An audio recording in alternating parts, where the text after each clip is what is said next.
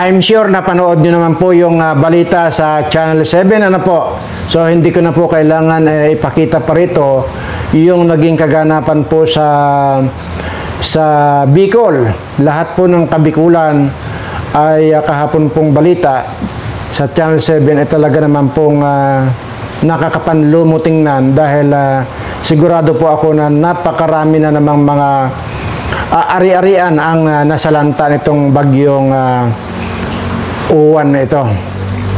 Pero ang kwan po rito, ang masaya po rito ay yun daw po palang private resort na high-end na private resort ni Saldico dyan sa Kabikulan was out po.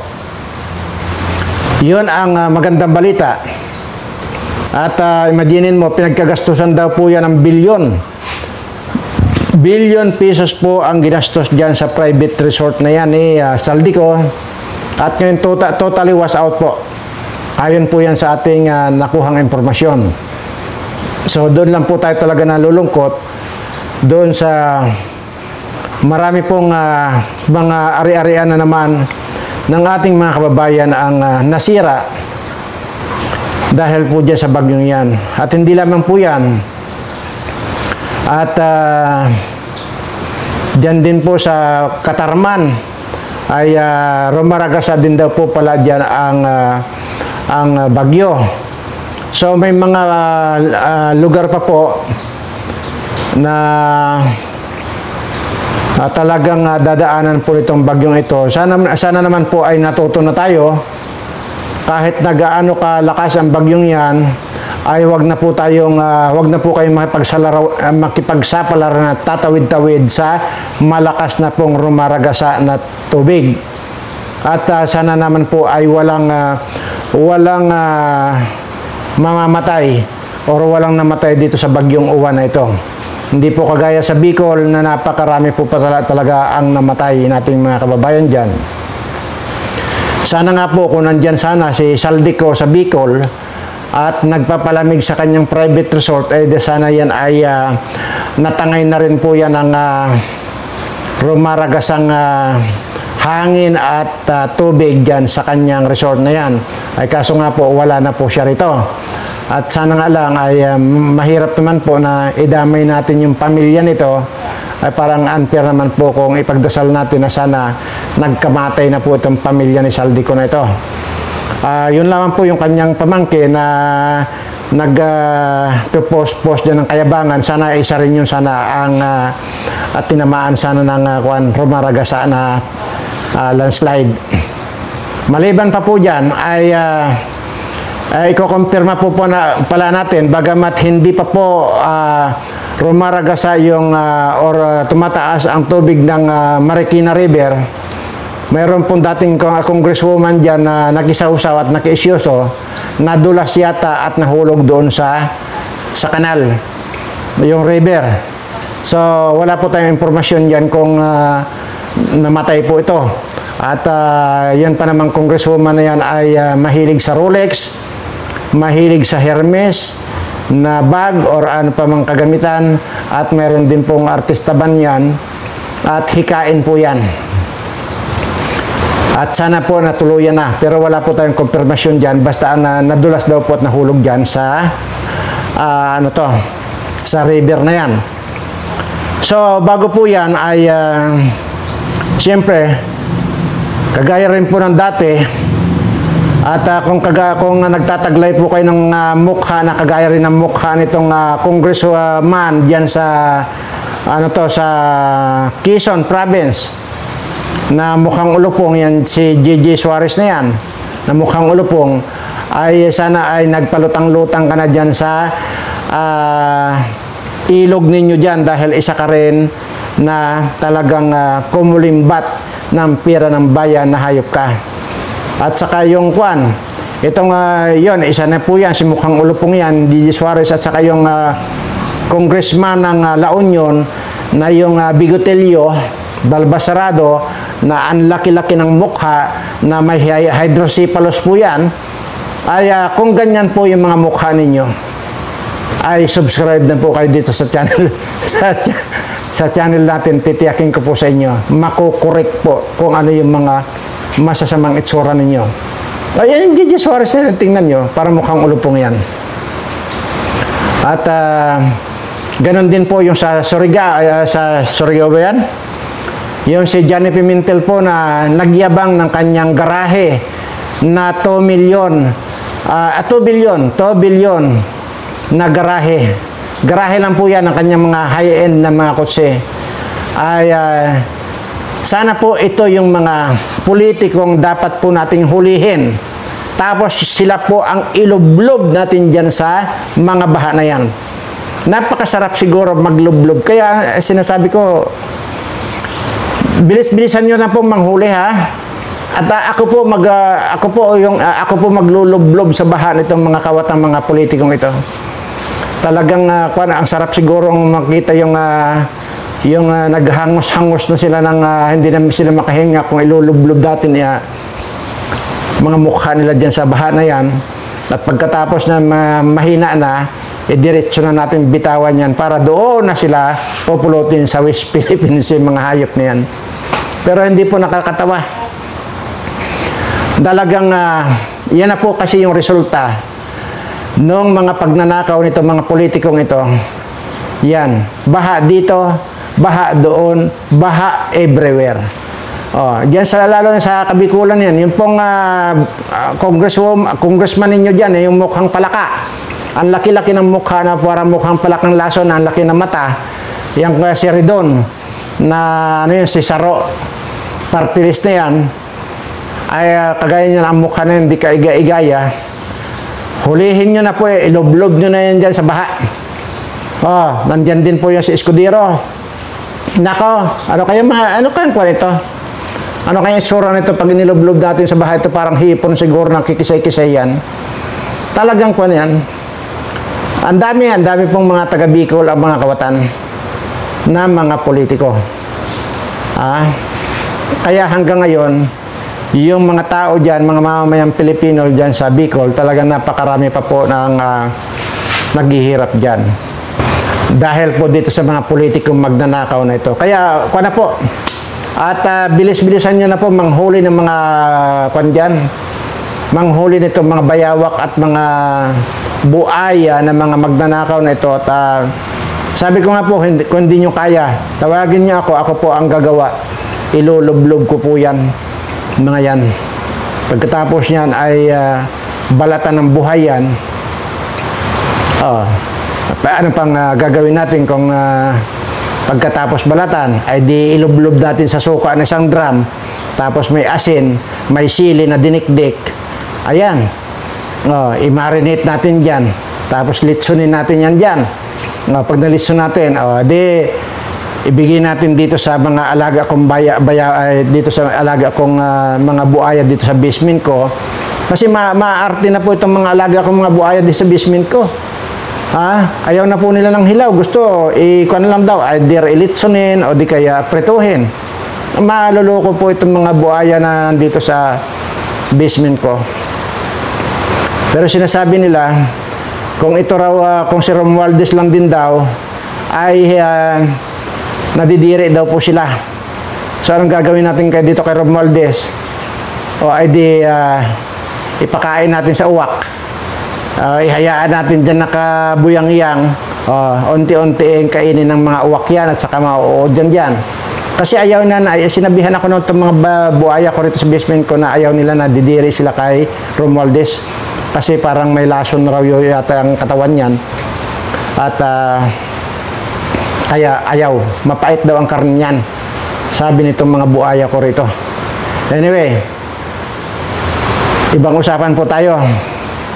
Habang naglalangoy po yung ating mga kababayan dito sa mga bagyo na ito, magmula pa po dyan sa Cebu, sa Negros Oriental, Negros Occidental na mga nasalanta ng bagyong ano po yung nagdaan na bagyo? Nakalimutan ko na. Basta, ito lang, kadadaan lang na bagyo. Ay, grabe po pala yung kwan. Habang naglalanguyan sila sa baha, ay dito naman daw sa Malacanang pala ay nagpaparte-parte. Saan ka pa? Mga kababayan, ano na ba? Hoy, grabe.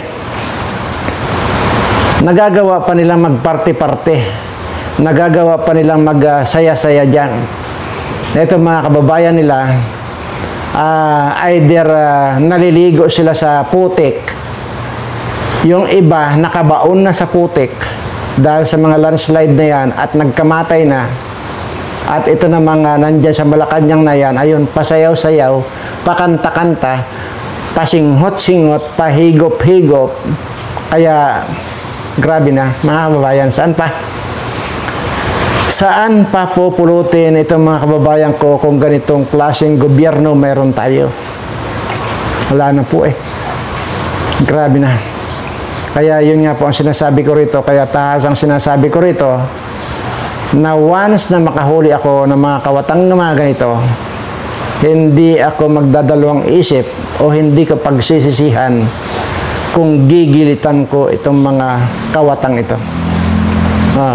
Nandun din, nakikisaya rin itong itong Robles na ito na manager ng PCSO na halos linggo-linggo ay nagpapatama ng mahigit 100 million. Grabe. Nawala namang katotohanan. Anyway, speaking of PCSO, may nag-comment po dyan na siguro naman nabasa ninyo yung comment ng ating hindi natin alam kung taga-subaybay natin yan. Maaaring taga-subaybay kasi alam niya yung mga kino-comment niya kung pwede raw ay mabigyan ko siya ng pampaswerte para manalo sa loto. Ito na po yung isasagot ko sa inyo. Unang-una, hindi po ako nangungonsinte ng mga sugarol. Okay? Hindi po. Sinabi ko na po yan dati sa inyo na ang PCSO wala po kayong maaasahan dyan. Yun po ang kagandahan sana na sumusubaybay kayo din sa walang kakwenta-kwenta kong channel dahil kahit pa paano may kapupulutan po kayo. Di ba po paulit-ulit kung sinasabi yan na kahit kailan hindi kayo mananalo dyan. Dahil ang pinapanalo lang nitong Mil Robles na ito, di ba kung sino-sino yung mga pinakita nilang tao, yung pala, inedit lang pala yun. Wala pong nananalo dyan. Tandaan po ninyo. Yung mga sinasabi po nila nanalo na 200 million, 100, hindi po totoo yun. Lahat po yan ay palabas. Kaya nga sinasabi ko sa inyo, wag na po kayong tumaya or tangkilikin yung PCSO na yan. Nagsasayang lang po kayo ng pera. Ang pagkakaalam ko yata, 20 pesos yata ang bawat number niyan.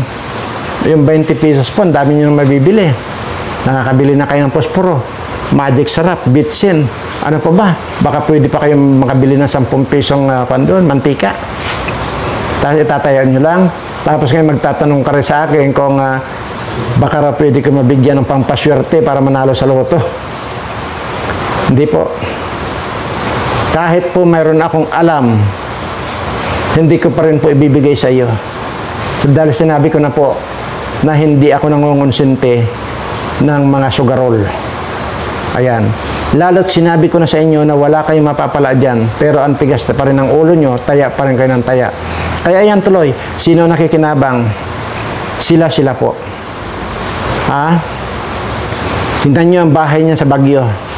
Yung Thinking Pinoy at saka yung Robles na ito, mansion po ang mga bahay nila dyan sa Baguio dahil po dyan sa PCSO. Sila po ang nananalo. Dalawang tao lang po ang nananalo dyan, itong Mil Robles at saka itong si Butod lang po ang nananalo dyan. Tingnan nyo, milyones po ang ginagasta nila tuwing weekend at kahit na nga hindi weekend, talagang yung paputok lang po dyan. Milyon na po. Laging may piyesta dyan sa Malacanang. Na habang sabi ko nga, habang naglalango yan sa putik, itong mga nababaha nating mga kababayan. Ganyan po kakapal ng mukha nitong mga nandito sa gobyerno. At lalo na itong palakang butod na ito.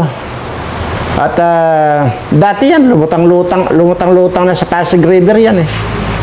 Dahil nga sa sobrang pagsisinghot, abay nag-dive ba naman dyan sa Pasig River, mabuti lang at hindi na tuluyang nalunod dahil naisalba siya ng kanyang pagiging butod. Malaki po kasi yung butod niyan. Kaya siguro yung kalasingan at kabangagan, natulog lang siya, nagamit, dinapaan niya yung kanyang butod.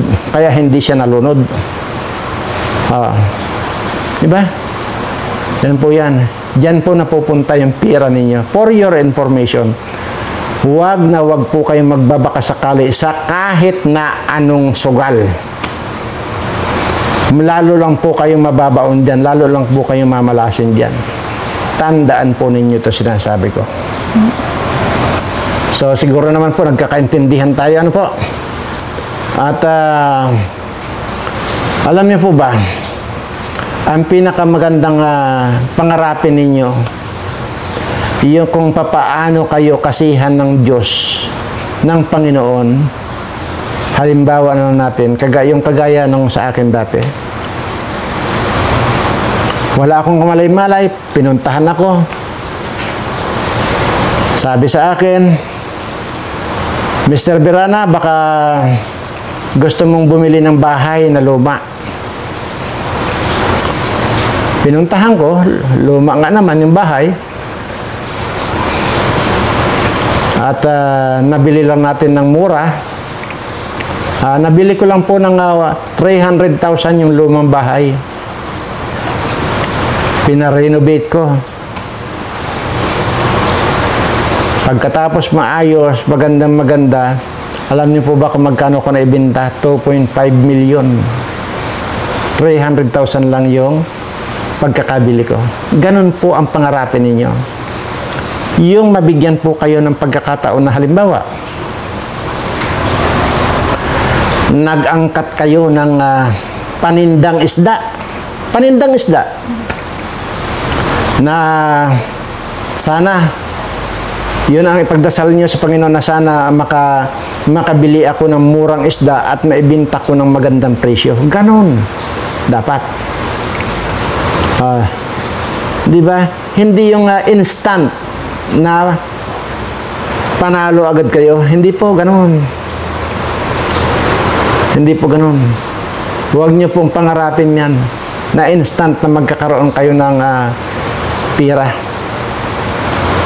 Ang ipagdasal ninyo, ang pangarapin nyo, yung i-guide kayo ng ating Panginoon kung saan kayo pwede niyang dalhin na para magkaroon kayo ng pagkakakitaan. Mayroon naman, mayroon akong kwan dyan eh. Mayroon din akong kilala na pagkatapos ng galing dito sa akin dati, ipinatong ko lang yung kanyang ulo, yung aking kamay sa kanyang ulo at sinabi ko lang na ang taong ito ay i-guide mo, Panginoon, kung saan makakakuha ng pang-araw-araw niyang gastusin at kanyang maliit na panghanap buhay. Yun lang ginawa ko, pinatong ko lang yung kamay ko sa kanyang ulo. At pagkatapos niyan, sige, pwede ka nang umuwi. Kasi ang sinasabi niya sa akin, hindi naman po ako talagang kung ano pa. Ay, hindi ko naman po kasalanan kung yun ang paniniwala na sa akin, pupunta sa akin dito at talaga nagpupumilit. So, ako naman, wala po akong alam doon. Kasi daw to talagang magmula raw ng pagkabata niya, ay puro kamalasan lang daw ang inaabot niya. Baka naman daw pwedeng ipagdasal ko siya na hahawakan ko siya. So dahil sa request na ganun, wala naman akong alam.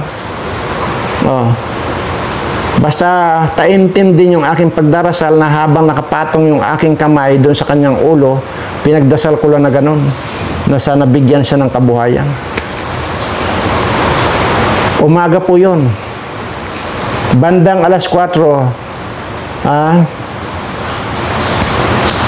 mayroong biglang pumaradang tricycle, tapos tumatakbo papunta rito sa akin. Sabi niya, "Sir, may napulot akong pira. May mga alahas. Ano po ba ang dapat kong gawin dito?" Alam niyo, ang sinabi ko, ang gawin natin dyan, total dito na, dyan sa mo ba napulot ka ko doon, magpaskil ka kako ng kung sino yung nakaiwan or nakawala ng pira at mga alahas. Ay, yung pira po nagkakahalaga ng 300,000. Nagpaskil. Sinunod naman yung sinabi ko, kasi wag na wag mong aangkinin yan, sabi yung ganyan, dahil hindi naman sa iyo, napulot mo lang.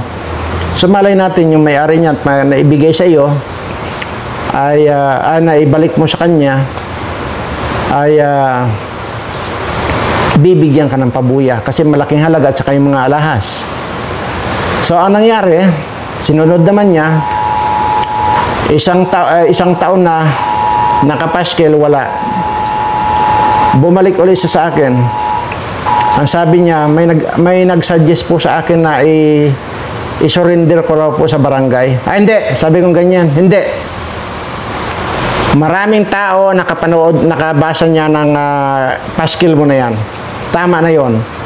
Pero yung iso-surrender mo sa barangay, hindi. Pagbigyan mo pa ng ilang buwan pa, 2 buwan. Natapos yung 2 buwan, walang nagkiklaim. O sige, gamitin mo na yan sa tama. Huwag mong isusugal, huwag mong gagamitin yan sa mga kabulastugan o ano pang paglalasing o ano, huwag mong gagamitin yan. Ngayon, pagka halimbawa may nag-claim, halimbawa natin, ay sige, sinabi ko naman gastusin mo yung pira, yung alahas, itabi mo. Kung halimbawa may nag-claim, sige, aabunuhan ko kung sakali. Hanggang ngayon, matagal na panahon na, hindi nakiklaim yun, wala nag-claim. Alam niyo po ba kung ano na nangyari doon? 300,000 po yun. Namili ng baka, namili ng kalabaw, kung ano-anong mga pinagbibili niya na talagang kapakipakinabang. Pagbili ng baka, kalabaw, bili, binta. Alam niyo po ba ngayon? Napakarami na pong sasakyan, lapad na po yung kanyang lupain, yung kanyang sakahan ng palay. Wala naman silang lupain. Napakalapad na. At sa tuwing tag-ani, ang laki-laki ng mga inaani nilang palay. Kung ilang daang kaban ang inaani. Sa madalit salita, milyonaryo na siya ngayon. Anong ibig kong sabihin? Ibig kong sabihin doon, yung pira na yon ay talagang ipinagkaloob talaga sa kanya. Oh, yun po. Yun po ang totoong nangyari at pwede ko po kayong samahan doon kung magcha-challenge lang po ako, pwede ko po kayong ipakilala doon sa taong yun. Oh. Ayun lang naman po ang ginawa ko. Dahil lang sinasabi, pinipilit ako, basta hawakan ko lang daw at ipagdasal ko. So, yun lang ginawa ko. Hinawakan ko lang sa ulo. Dahil puro magbula pa raw bata. Puro kamalasan ang ginawa. Ang nangyayari sa kanya. O, ngayon po ay milyonaryo na. So, yun po ang ibig sabihin ko. Pero yung sinasabihin nyo po na bibigyan ko kayo ng pangpaswerte sa loto, no way. Hindi ko po gagawin. At ayaw ko pong turuan kayong magsugal.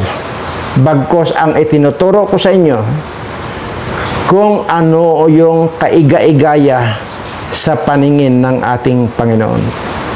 Yun po ang gusto kong ituro sa inyo at hindi ko ituturo sa inyo kung papaanong swertihin sa loto.